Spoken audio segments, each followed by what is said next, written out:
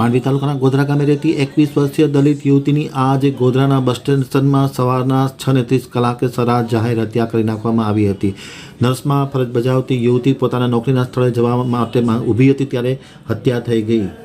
હવે જો માંડવી આમતક ન્યૂઝ બ્યુરોનો એક વિસ્તૃત અહેવાલ। માંડવી તાલુકાના ગોધરામાં આજે હત્યાની એક ઘટના બનવા પામી છે। નર્સ તરીકે ફરજ બજાવતી યુવતી નોકરી માટે પોતાના ઘરેથી નીકળી હતી। બસની રાહ જોઈને ઊભી હતી બસ સ્ટેશન ઉપર, ત્યારે બાઇક સવારે યુવક આવી અને ફિલ્મી સ્ટાઇલમાં તલવારના ઘા ઝીકી યુવતીને રેસી નાખી છે। જાહેરમાં હત્યાના ઘટનાના બનાવથી ભારે સનસનાટી મચી જવા પામી છે। સવારના 6 વાગ્યાની આસપાસ આ યુવતી નર્સ હોય અને પોતાના નોકરીના સ્થળ ઉપર જવા માટે બસની રાહ જોઈને બેઠી હતી, ત્યારે આ હત્યા થતાં ભારે સનસનાટી મચી જવા પામી છે। 21 વર્ષીય દલિત યુવતીની હત્યા થતાં સમગ્ર જિલ્લામાં ચકચાર જાગી છે।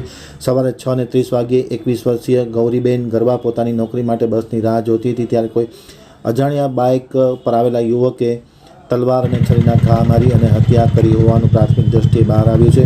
ખાસ કરીને ગરવા સમાજના અગ્રણી ડૉક્ટર રમેશ ગરવાએ પણ આમતક ટીવી સાથેની વાતચીતમાં માહિતી આપતા જણાવ્યું હતું કે સમગ્ર ઘટના ખૂબ જ દુઃખદ છે। તાત્કાલિક અસરથી પોલીસ આ બાબતે આરોપીને પકડવા માટેની કાર્યવાહી કરે અને જે ગુજરાતમાં મહિલા સુરક્ષિત છે તે વાતનો છેદ ઉડી ગયો છે તેવી પણ વાત તેમણે કરી હતી અને સમગ્ર ઘટના જિલ્લામાં ખૂબ જ ચર્ચાસ્પદ બની છે। પોલીસે તાત્કાલિક અસરથી ફૂટેજ મેળવી આરોપીને પકડી પાડવા માટેના ચક્રો ગતિમાન કર્યા છે।